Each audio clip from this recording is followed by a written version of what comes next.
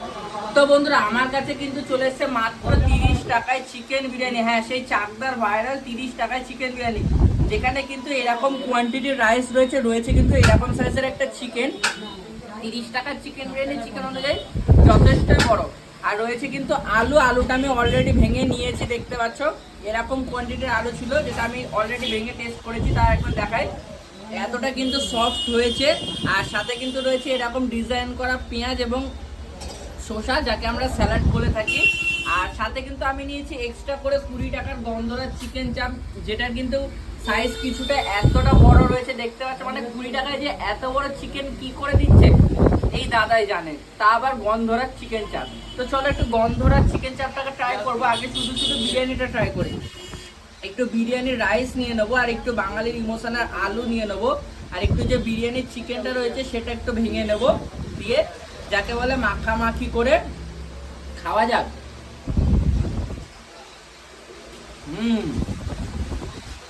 বিরিয়ানিটা মুখে দিয়ে না একবারের জন্য কিন্তু মনে হচ্ছে না 30 টাকার বিরিয়ানি খাচ্ছি। মনে হচ্ছে নর্মালি যেরকম আমরা বিরিয়ানি খাই সেরকমই কিন্তু খেতে। আর সাথে পেঁয়াজ আর শসাটা কিন্তু দুর্দান্ত করে কাটা, জাস্ট অসাধারণ লাগছে।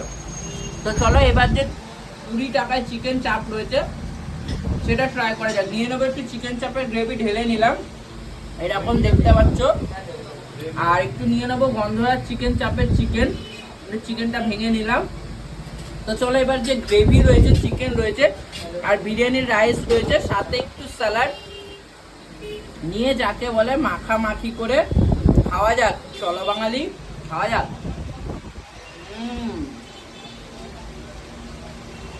সত্যি ভাই, চিকেন চাপের গ্রেভিটা আর চিকেনটা আর সাথে বিরিয়ানির রাইসটা দিয়ে না মাখামাখি করে খেতে জাস্ট মারাত্মক লাগছে। আমি তো বলবো দুর্দান্ত খেতে হয়েছে। তো চলো তোমরা যদি ট্রাই করতে চাও অবশ্যই আসে চাকদায়, মাত্র 30 টাকায় এই চিকেন বিরিয়ানি ট্রাই করতে পারো। তো আর কিছু বলার নেই। ভিডিওটা কেমন লাগলো অবশ্যই কমেন্ট করে জানাও। ভালো লাগলে মাস্ট একটা লাইক করে দিও। Tata bye bye.